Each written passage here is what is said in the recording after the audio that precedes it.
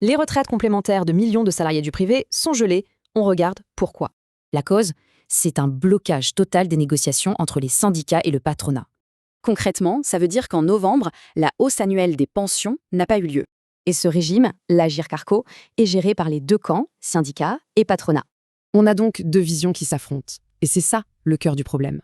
D'un côté, les syndicats veulent une hausse liée à l'inflation. De l'autre, le patronat refuse tout en bloc. Mais attention, ce blocage ne sort pas de nulle part. Tout a commencé l'automne dernier. Depuis l'automne, le rejet systématique des propositions amenait tout droit à l'impasse actuelle. Et l'argument du patronat pour justifier ce refus? Le coût de la dernière réforme des retraites. Alors, face à ce mur, les syndicats changent de tactique. Et forcément, le ton monte.